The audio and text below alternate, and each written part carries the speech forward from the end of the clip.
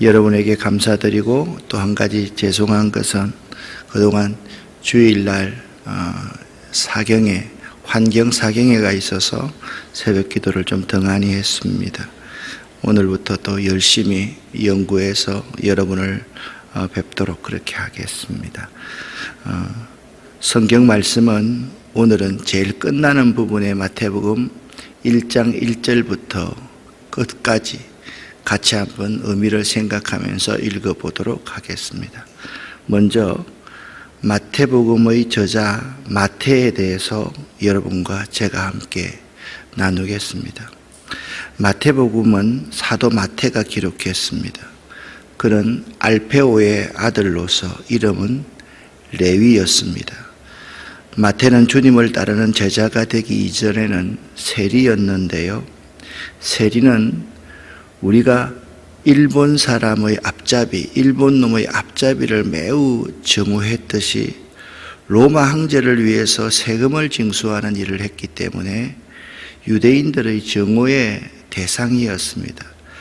마태는요, 예수님을 만난 이후에 구원을 받게 되고 주님의 부르심 앞에 모든 것을 내려놓고 주님을 따르는 제자의 삶을 살게 됩니다. 아마도 세리로서의 그의 직업은 예수님을 따르면서 매우 큰 도움이 되었을 것입니다.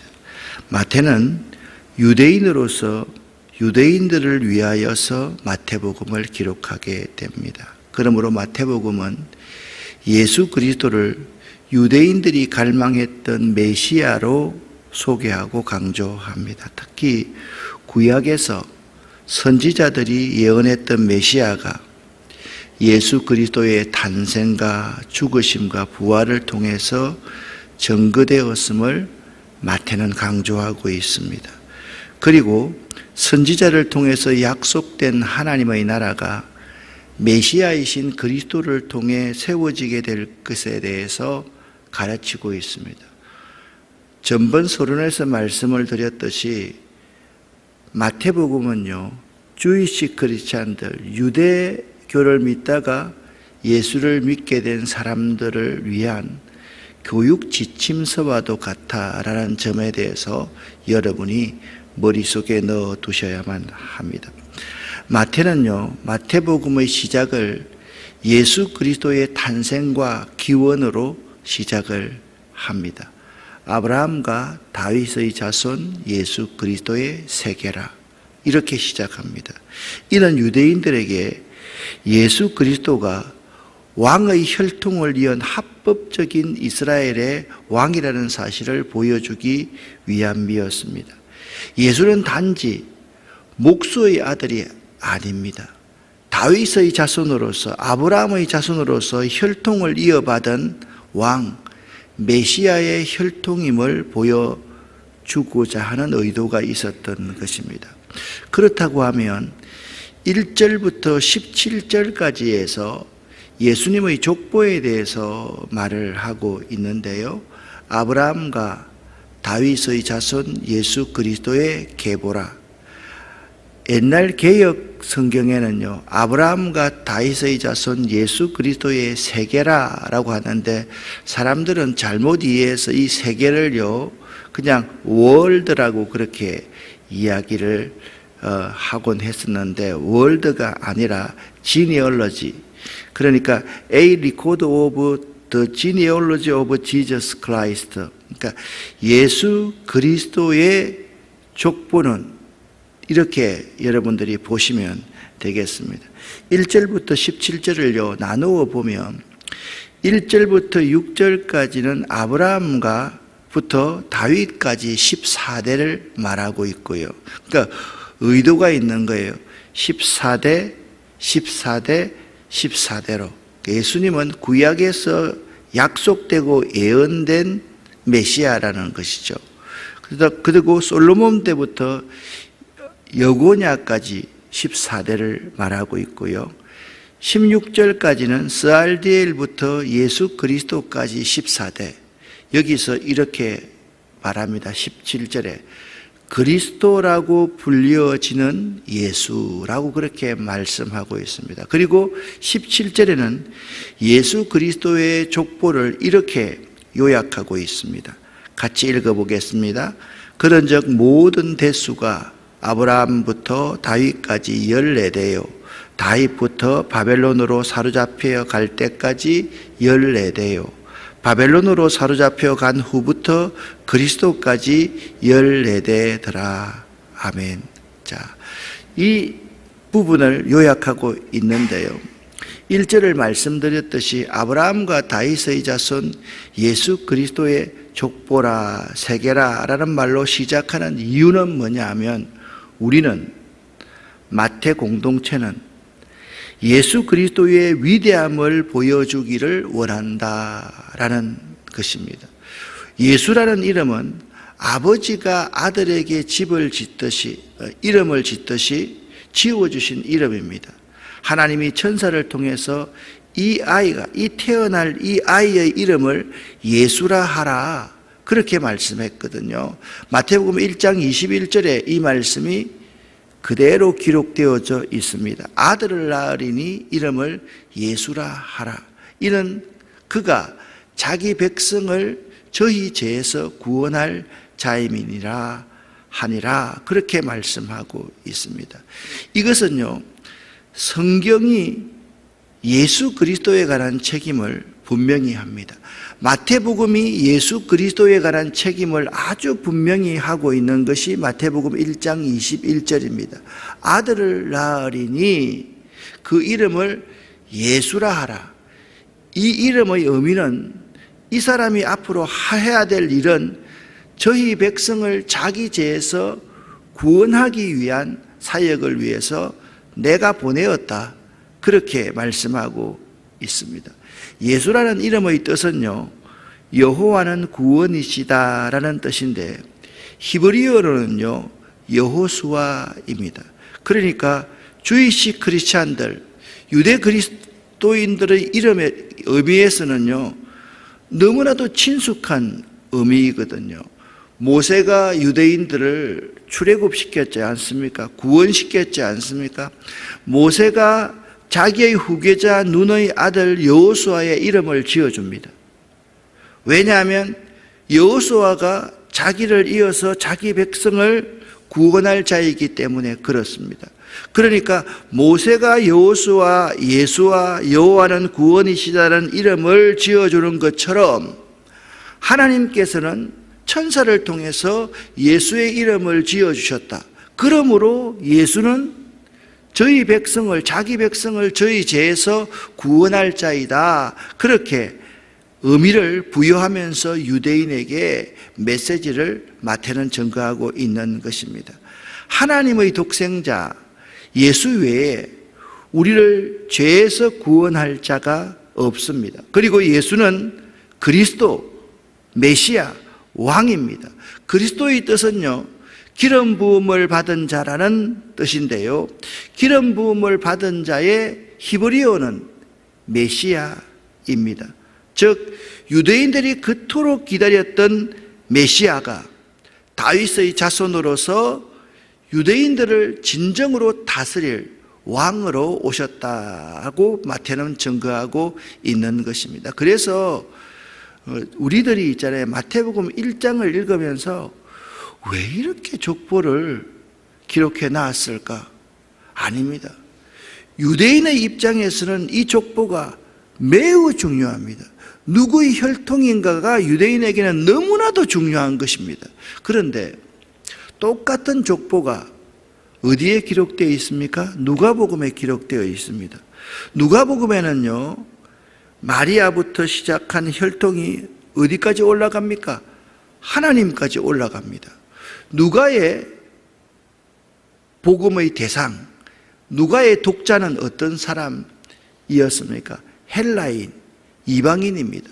그러니까 마태복음의 족보와 누가복음의 족보가 완전히 다를 수가 있는 것은 어떤 의미입니까? 마태복음의 독자는 주이시 크리스찬들, 유대 그리스도인입니다. 이들에게 가장 중요한 것은 족보의 혈통이었습니다. 예수가 아브라함과 다윗의 자손이다. 예수는 이렇게 혈통이 있는 메시아라는 겁니다. 그런데 유대인들에게 아브라함과 다윗의 자손이 너희다 라고 하면 이방인들이 이해할 수 있겠습니까? 아니, 아브라함하고 우리하고 무슨 상관이 있지? 우리의 혈통은 아브라함이 아닌데 다윗과 우리와는 무슨 상관이 있지? 그렇게 생각하기 때문에 누가는요, 의사로서 합리적으로 우리는 하나님으로부터 왔다. 그래서 이렇게 다 다른 족속이지만 예수로 말미암아 하나가 되었다라는 점을 강조하고 있다라는 겁니다. 유대인들은요, 이 고통받고 있는 신구약 성경의 암흑기, 특별히 말라기부터 메시아가 태어나는 이 400년간 고통받고 있는 그들에게 곧 이 고통에서 자기를 구원해 주실 메시아가 올 것이라는 메시아 사상을 대망하고 있었습니다. 그런데 이 메시아는요, 하나님의 나라를 세워서 자신들의 고통에서 해방시켜줄 왕이라는 거예요. 그래서 여러분 마태복음 같은 데 보면 예수님의 제자 가운데서 당신의 나라가 임하든지 당신이 이 나라를 차지할 때 우리에게 자리를 주세요 라고 말하고 있는 그러한 모습에서 그들이 하나님의 나라를 얼마나 갈망하고 있는지를 알 수가 있다라는 거예요. 그래서 마태는요, 여러분을 진정으로 다스릴 그러한 왕은 이 세상의 나라를 세울 왕이 아니라 여러분들을 죄에서 구원할 왕이십니다. 그 점을 강조하고 있었던 거죠. 특별히 마태복음이 위대한 점은요, 이 족보에 여인들의 이름이 쭉 나옵니다. 다말, 라합, 룻, 우리아의 아내 밧세바, 마리아. 이 족보에 적어도 도덕적으로 흠이 많은 여인들의 모습이 올라간 것은 죄인들을 용납하셔서 구원하시려는 하나님의 은혜, 그 하나님의 은혜를 보여주는 것이죠. 남자로서 나오는 사람은 주로 왕이나 족장으로서 그 이름이 기록되어져 있는데 어떻게 마태는 이렇게 이방인, 기생라, 그리고 이방인 룻, 우리아의 아내 밧세바, 어떤 사람입니까? 마리아, 처녀가 잉태했습니다. 이런 여인들을 족보에서 올려놓는 것은 우리의 구원은 우리가 하나님의 은혜로 말미암아 구원을 받는 사람인데 우리의 구원은요, 은혜 아니면 구원을 받을 수 없다라는 이 사상을 이 여인들을 통해서 우리에게 드러내주고 있는 것입니다. 예수 그리스도께서는 인간의 모양으로 오셔서 죄를 위한 대가를 십자가에서 지불하시고 죄인된 우리를 구원하시고 하나님의 영원한 생명을 주시는 은혜를 주셨습니다. 하나님의 은혜는 주권적인 하나님의 선택입니다. 우리가 은혜를 얻어 구원받은 것이 자격이 되어서 받은 사람은 아무도 없다라는 거예요. 그것을 오늘 이 족보에 나오는 여인들, 그 족보에서 혈통은 좋지만 윤리와 도덕적으로 완벽한 사람은 아무도 없었다라는 점을 우리가 알아야만 되는 것입니다.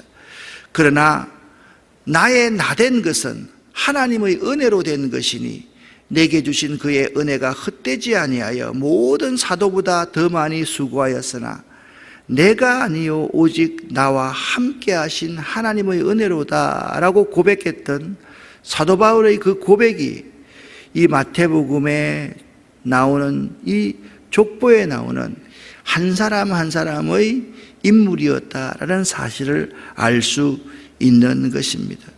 우리 부족한 자에게, 우리 죄 많은 자에게 임하시는 하나님의 은혜를 기억하며 감사해야만 합니다. 여러분 마태복음 이제 결론 부분에 읽겠지만 한 사람 한 사람의 이름을 깊이 구약으로 묵상하면 내가 그 인물이라고 한번 생각을 한번 해보세요. 내가 아브라함이라고 생각 한번 해보세요. 아브라함이 되게 위대한 것 같지만 자기의 목숨을 구걸하기 위해서 자기의 아내를 누이라고 말해버리는, 이삭도 마찬가지고 그렇게 말해버리는 연약한 인간이 아브라함입니다. 다윗을 한번 보십시오. 다른 사람의 철을 자기 아내로 그냥 강제로 빼앗는 사람, 그 남편을 죽였던 사람이 다윗입니다. 이렇게 위대한 사람임에도 불구하고 그들에게는 아주 많은 흠결이 있었습니다. 아브라함과 다윗이 이 정도의 흠결이 있었다면 나머지 족보에 나오는 사람들의 흠결은, 그리고 여러분과 저는 말할 수가 없죠. 말할 수가 없죠. 그 우리들이 하나님의 은혜를 기억하지 않으면 이 자리에 있을 수 없다라는 거죠.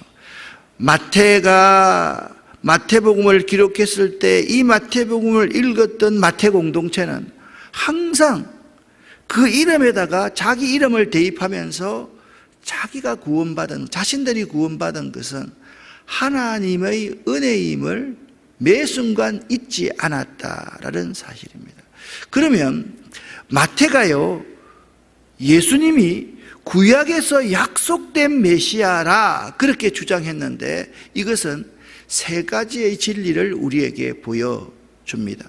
첫째, 하나님의 일에는 천하 범사에 기한이 있고 모든 목적을 이룰 때가 있다라는 것입니다. 때가 참에 때가 되었습니다. 하나님의 때는 일반적으로 긴 세월을 필요로 합니다. 아브라함은 주전 2000년경의 사람이고 다윗은 주전 1000년경의 인물입니다. 수천 년이 지나서 하나님의 때가 되었습니다. 하나님은요, 결코 조급하지 않으시는 분입니다. 하나님은요, 베드로후서 3장 18절 말씀대로 1000년이 하루 같고 하루가 1000년같이 여기시는 분이 우리 하나님이십니다.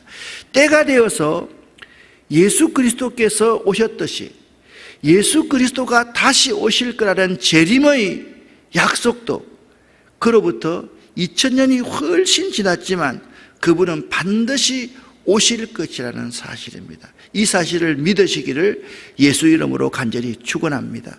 하나님의 시간표를 우리는 믿음으로 바라보아야만 합니다. 하나님이 조급하지 아니하셨듯이 우리는 조급하지 말고 하나님의 때를 기다리는 믿음을 가져야만 합니다. 자, 말씀드렸죠. 아브라함은 2000년 전의 사람이고 다윗은 거의 1000년 전의 사람입니다. 이 엄청난 기간의 그 하나님의 때를 기다리면서 메시아를 기다렸듯이 예수의 재림도 우리가 조급함을 가지지 않고 그렇게 기다릴 수 있어야만 하는 것입니다. 이것이 믿음입니다. 하나님은요, 두 번째, 하나님은 약속을 지키시는 신실하고 성실하신 분입니다. 그러니까 하나님의 성실하심이 하나님의 속성 가운데 있는데요, 하나님은 아브라함의 씨를 통하여 천하 만민이 복을 받게 하겠다는 약속과 다윗의 자손으로 영원한 왕위를 잇게 하시겠다는 약속을 지키셨습니다. 그리고 지금 우리에게도 그 약속을 지키실 것입니다. 우리 사람들에게는요, 약속을 쉽게 어기는 불성실함이 다 있습니다. 특별히 시간 약속을 어기는 경우도 있고 돈에 대해서 불성실한 사람이 있고 자기 말에 대해서 지키지 못하는 불성실함이 우리에게 있습니다. 그러므로 약속을 배신하는 배약은 제약입니다. 로마서 1장 31절에 분명히 말씀하고 있거든요. 그러나 하나님은, 인간은 약속을 어기는 존재이지만 하나님은 성실하신 분입니다. 그분은 반드시 약속을 지키시는 분이십니다. 믿으시기를 예수 이름으로 간절히 축원합니다. 그분은요, 약속대로 메시아를 보내주셨습니다. 하나님의 성실하심을 우리는 본받아야만 합니다. 특별히 시간과 돈과 말에 있어서 약속을 지키는 자가 되어야만 합니다. 성도는 약속에 성실해야만 합니다. 그것이 바른 신앙의 인격자의 모습이요, 하나님의 형상을 담은 모습임을 알아야 됩니다. 모든 것을 구원이 은혜이지 우리가 생활하는 데 있어서 성실하지 못하는 것을 은혜라고 생각하는 것은 잘못된 것이라는 사실이지요. 여러분에게 묻습니다. 여러분은 성실하십니까? 약속에 성실하십니까? 삶에 성실하십니까? 그것이 우리 그리스도인들의 윤리요, 하나님의 형상을 입은 자로서 우리가 꼭 지켜야 될, 지녀야 될 중요한 성품이라는 것입니다. 시편 37편 3절 하반절에 이렇게 말씀하고 있습니다. 땅에 거하여 그의 성실로 식물을 삼을지어다. 그렇게 말씀하고 있습니다. 새끼의 음식을 먹듯이 우리는 하나님의 성실하심으로 식물을 삼을 수 있어야 된다 말씀하고 있는 것입니다. 세 번째, 약속된 메시아라는 세 번째의 교훈은 이렇습니다. 하나님은요, 약속을 이행할 수 있는 능력 있는 분이십니다. 하나님은 만세전에 세상의 모든 일을 계획하셨고 작정하시고 그것을 이루어 가시는 주권적인 능력자입니다. 그걸 구약에서는 I am that I am, 나는 스스로 존재하는 자존자다라는 표현을 사용했습니다. 사람은요, 자신의 능력의 한계성 때문에 약속을 못 지킬 경우가 있으나 하나님은 그렇지 않습니다. 우리는요, 약속을 지키러 가다가 교통사고가 나서 약속을 못 지킬 수도 있고요, 내 차가 또 문제가 생겨서 약속을 못 지킬 수가 있지만 하나님은 결코 그런 분이 아니시다라는 사실입니다. 그에게 무슨 일이든지 행할 능력이 있으십니다. 우리가 이런 하나님을 믿게 된 것이 얼마나 복된 일인가를 생각하면서 감사하고 찬양하는 삶을 살아야만 하는 것입니다. 그러므로 모든 범사에 하나님만 바라고 의지하며 그의 때와 그가 하시는 일을 기다릴 수 있는 우리가 될 수 있어야만 합니다. 하나님은 무슨 일이든 해결하실 능력이 있습니다. 믿으십니까? 믿으시기를 예수 이름으로 간절히 축원합니다. 하나님은요, 무슨 일이든 행하실 능력이 있으실 분임을 여러분들은 꼭 믿으시기를 바랍니다. 그런 의미를 생각하면서 1장 1절부터 마지막 절까지를 한번 읽어보시면 이 말씀이 우리의 가슴에 와닿을 것입니다. 함께 1장 1절부터 마지막 절까지 읽어보겠습니다. 아브라함과 다윗의 자손 예수 그리스도의 계보라. 아브라함이 이삭을 낳고 이삭은 야곱을 낳고 야곱은 유다와 그의 형제들을 낳고 유다는 다말에게서 베레스와 세라를 낳고 베레스는 헤스론을 낳고 헤스론은 람을 낳고 람은 아미나답을 낳고 아미나답은 나손을 낳고 나손은 살몬을 낳고 살몬은 라합에게서 보아스를 낳고 보아스는 룻에게서 오벳을 낳고 오벳은 이새를 낳고 이새는 다윗 왕을 낳으니라. 다윗은 우리아의 아내에게서 솔로몬을 낳고 솔로몬은 르호보암을 낳고 르호보암은 아비야를 낳고 아비야는 아사를 낳고 아사는 여호사밧을 낳고 여호사밧은 요람을 낳고 요람은 우시야를 낳고 우시야는 요담을 낳고 요담은 아하스를 낳고 아하스는 히스기야를 낳고 히스기야는 므낫세를 낳고 므낫세는 아몬을 낳고 아몬은 요시야를 낳고 바벨론으로 사로잡혀 갈 때에 요시야는 여고냐와 그의 형제들을 낳으니라. 바벨론으로 사로잡혀 간 후에 여고냐는 스알디엘을 낳고 스알디엘은 스룹바벨을 낳고 스룹바벨은 아비웃을 낳고 아비웃은 엘리야김을 낳고 엘리야김은 아소르를 낳고 아소르는 사독을 낳고 사독은 아킴을 낳고 아킴은 엘리웃을 낳고 엘리웃은 엘르아사를 낳고 에스아사는 mat단을 낳고 mat단은 야곱을 낳고 야곱은 마리아의 남편 요셉을 낳았으니 마리아에게서 그리스도라 칭하는 예수가 나시느라. 그런즉 모든 대수가 아브라함부터 다윗까지 14대요. 다윗부터 바벨론으로 사로잡혀 갈 때까지 14대요. 바벨론으로 사로잡혀 간 후부터 그리스도까지 14대더라. 예수 그리스도의 나심은 이러하니라. 그의 어머니 마리아가 요셉과 약혼하고 동거하기 전에 성령으로 잉태된 것이 나타났더니 그의 남편 요셉은 의로운 사람이라 그를 드러내지 아니하고 가만히 끊고자 하여 이 일을 생각할 때에 주의 사자가 현명하여 이르되 다윗의 자손 요셉아 내 아내 마리아 데려오기를 무서워하지 말라. 그에게 잉태된 자는 성령으로 된 것이라. 아들을 낳으리니 이름을 예수라 하라. 이는 그가 자기 백성을 그들의 죄에서 구원할 자임이나 하니라. 이 모든 일이 된 것은 주께서 선지자로 하신 말씀을 이루려 하심이니 이르시되 보라 처녀가 잉태하여 아들을 낳을 것이요 그의 이름은 임마누엘이라 하리라 하셨으니 이를 번역한적 하나님이 우리와 함께 계시다 함이라.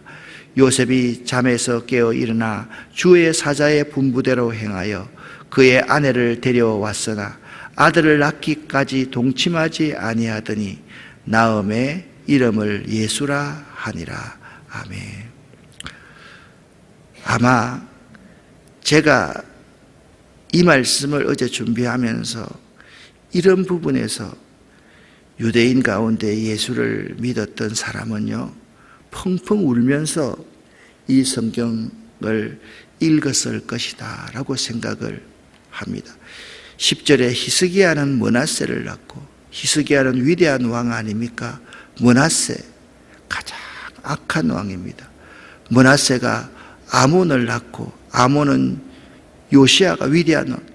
이 므낫세, 아몬 같은 사람들을 이야기할 때 내가 이 므낫세와 아몬 같은 자의 자손이로구나 라고 생각하면서 내가 구원을 받다니, 므낫세와 아몬 같은 자가 구원을 받다니 참 나는 은혜를 입은 자이다 라는 생각을 하면서 펑펑 울었을 것이라는 사실입니다.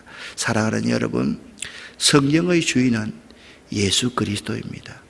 마태복음의 주인은 예수 그리스도입니다. 이 사실을 잊지 마시기를 예수 이름으로 간곡히 부탁을 드립니다. 기도하겠습니다. 이 모든 말씀을 예수 그리스도의 이름으로 축복하고 간절히 기도드렸습니다. 아멘. 주여 믿습니다. 고백하면서 기도하고 돌아갑니다.